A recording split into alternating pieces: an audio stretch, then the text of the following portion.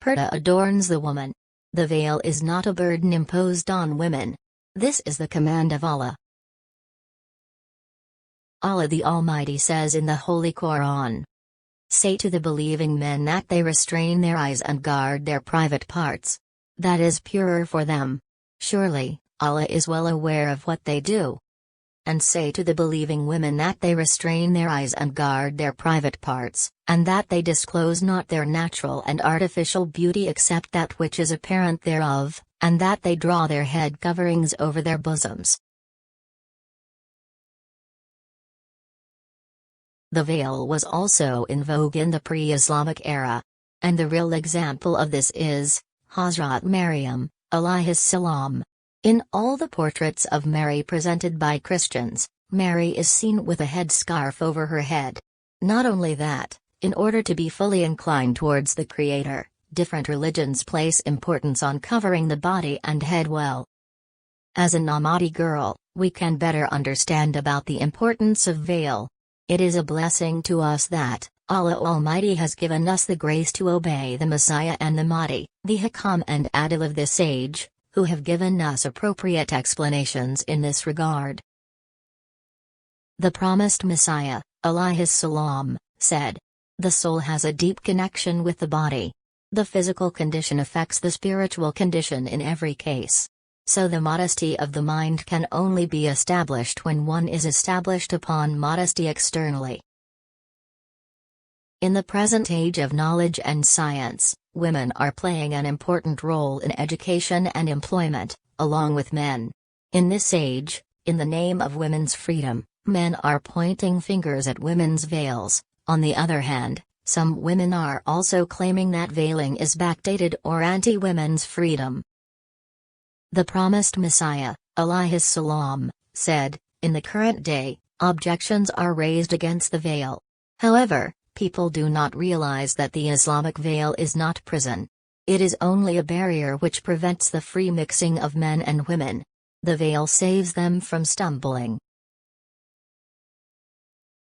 Speaking about a letter which an Ahmadi girl wrote to Huzur Anwar, regarding Purdah and working in a bank, Huzur Anwar, may Allah be his helper, said, "Women who are doctors or are concerned with some research work are at times faced with genuine problems. They cannot work wearing traditional burqa or hijab. One example of this can be when they are in the operating theater. But, even there their dress is such that they are almost properly covered wearing loose-fitting, baggy garments. Moreover, even doctors can work in hijab. Similarly, women researchers have to wear special clothes in the laboratory, but they can also wear hats there. However, she can also maintain the Islamic veil when she comes out of the laboratory. Working in a bank is not a service to humanity as such. So, while working at such places, one cannot be allowed to remove hijab, especially when one is wearing fashionable clothes and has put on makeup. Many of us think that it is not possible to do Purdah in higher education level or in employment. But this idea is wrong. It is possible to acquire knowledge and work from within Purdah. In the Western world, we have many Ahmadi sisters who are overcoming hundreds of obstacles to continue their education or job with remain in Purdah. Let's know about them.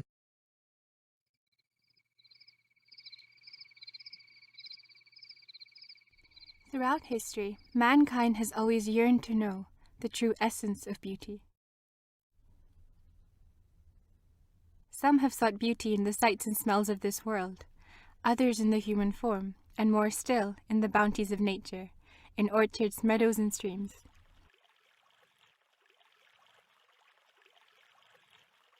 However, the highest form of beauty is to be found only in the divine being who is manifest in every atom of this universe, and whose love gives life its sweetness and freshness. In a world of fashion icons, Mary is an example for Muslim women precisely because of her devotion to the divine. And of course, one of the most iconic features of Mary's image was her veil. Across many faith traditions, the veil is a symbol of devotion. It is worn during prayer, symbolizing the idea of taking yourself away from the gaze of the world and turning to your Creator. English poet William Wordsworth wrote that true beauty dwells in deep retreats whose veil is unremoved.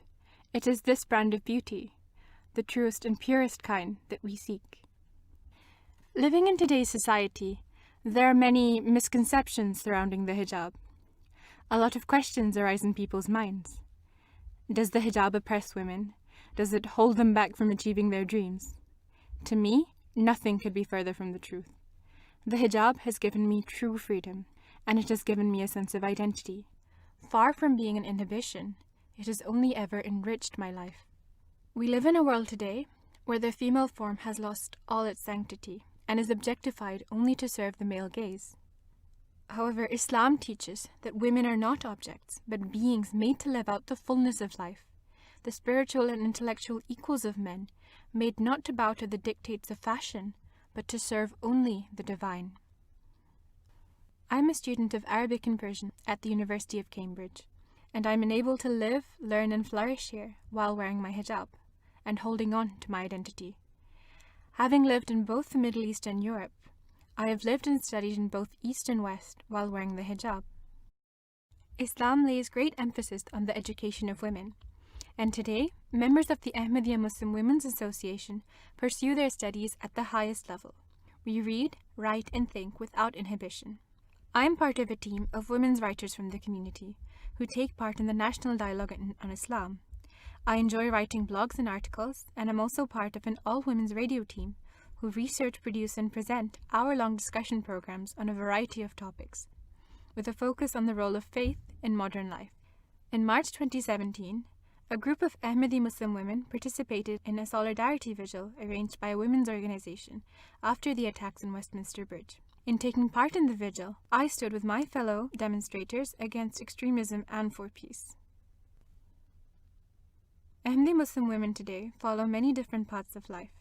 However, wherever in the world we may be, in the East or in the West, one thing is for sure: our hijab is our identity.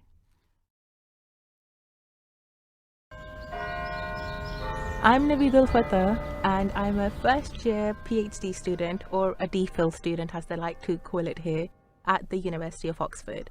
I'm officially reading for a DPhil in musculoskeletal sciences. So that's a field that essentially combines IT and healthcare, or more specifically, how IT is used to enable healthcare. I have to say, studying at Oxford is quite a unique experience. It's like the whole city is a university, basically. And I find the whole environment just so conducive to pursuit of knowledge.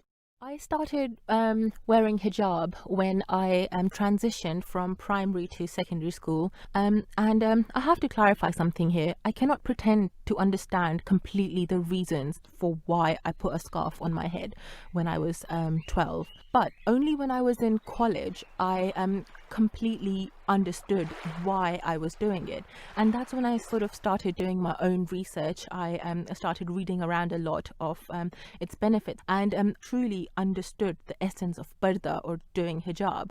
At this age, I understand the importance of that decision, actually, because if I think about it, that is a really habit-forming age.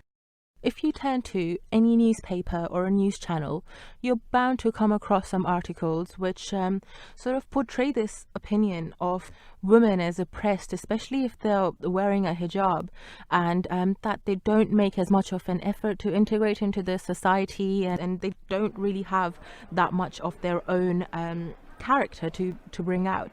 I would like to completely disagree with that statement, actually. I mean, there is a lot I personally get involved in the community.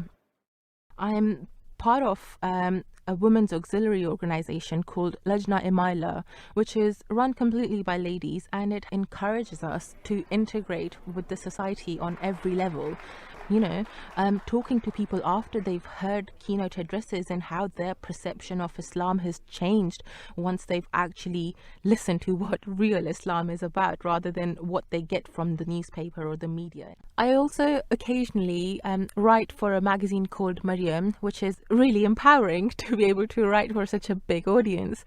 I mean, the last article I wrote on it was about Islam in China, and I learned so much from just writing that. I make sure that I'm making my utmost effort to integrate with the society, the society that I live in, with the people around me. I speak their language. I go out and eat and talk to them. My hijab has never stopped me from doing anything I've ever wanted to do. I mean, I don't even think about it as something that could potentially get in the way of what I might want to do. There are so many other things to think about in life. Like, I want to think about my education, my work, my social work, going out with my family, friends, my husband, going on holidays, cycling, horse riding. I mean, I do have to make sure my hijab is properly tucked in when I'm cycling so it doesn't fly off. And it's really nice because that means at the end of the day we can both just walk around the city a bit and sketching the buildings if I have time, to be honest. By covering myself, I hope I'm judged for who I am as a person and not what I look like. The crux of the matter is to understand the spirit and the sanctity of the hijab. It is so much more than just a piece of cloth. It is a mark of who I am and what I stand for.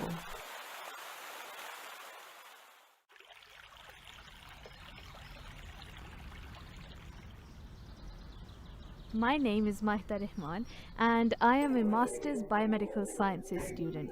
The study that I do, Biomedical Sciences, encompasses all human study, so that includes things like the endocrine system, anatomy, neuroscience, genetics, etc. My specific research right now is actually focused on global health justice as well as what the ethical issues are. Aside from that, I am also the elected president of the Ahmadiyya Muslim Women Student Association, also known as AMSA. AMSA caters for about 700 students who are studying A-levels, vocational courses and university courses. The setup of AMSA itself shows that Islam and Ahmadiyyat emphasizes on the education of women, and that it does not confine but supports and help women who want to get educated in whatever field they may require or seem fit for them. I have properly started doing Purdah, consciously understanding what it meant to do Purdah when I was in high school. I genuinely was excited. I wanted to find out what hijab color would suit me, what hijab style would suit me, how I would look nice, which would look better with my uniform, which would look better in the winter, in the summer. Everything was just like a new experience. In fact, I think when I wanted to do Purdah, I was told to wait a little bit. There was no rush for it exactly. So me choosing to do Purdah was definitely my own idea, my own thought from seeing what I should be doing or what Islam does teach us. My childhood friends were a mixture of Muslims and non-Muslims, so I feel like maybe some of the Muslims expected it. Some of them probably did not expect it at the age I decided to wear it. They definitely saw a change. They definitely asked what I was wearing, why I was wearing it, but they were supportive. They knew that I was doing it happily. They would ask, why are you doing this? And at the same time, my non-Muslim friends, some of them were aware of what it was and they may have seen other people wearing it. Some of them like to know why mine was different to, other women. My hijab does not stop me from enjoying life in any way possible. In fact, if anything, it just makes me safer. It's a security for me. It's almost like a security blanket for me. It's a protection for me. I want to realize my full potential as a human being. I want to make a mark on this belt. So when I look back at my life, I can say that I achieved something positive and good for society and mankind as a whole. When I'm walking down the street or shopping anywhere or going about, I do not think about my headscarf. It's not an issue for me, it's just something that I am wearing. People do not turn around to look at me. It's not something daunting, it's not a daunting experience. I think it's more important with how you present yourself in hijab or outside of it that is more important than the physicality of how you look. The hijab defines me as a Muslim woman, but it does not limit me as a human being.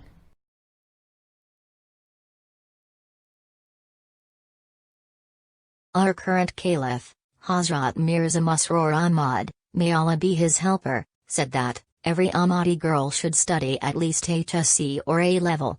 The next step after HSC is very important for a student because, at this stage a student chooses her career. Nowadays, girls are achieving tremendous success at the university level and are pursuing various professions in the workplace after graduation, such as doctor, engineer, teaching, nursing, banking, business, advocacy, etc. But there are some professions where a woman cannot actually wear a veil or her security is at risk, such as a police job. In this case, the woman has to wear special clothes which are against Purdah, and sometimes her safety is also at risk for this job. The rigorous training of the army is also risky for a girl's health. Again, there are some research fields where a girl has to go to a secluded place or a risky place which is unsafe for a girl. The greatest ornament of a woman is shyness. Islam did not impose any burden on women. There is no problem in life that has no solution in Islam. With Remain in Purdah, a woman can take up any profession. But Islam never allows a profession that harms her security and the quality of the Purdah. This does not mean that Islam has violated the rights of women, but rather that Islam has made such decisions for the purpose of establishing women's security.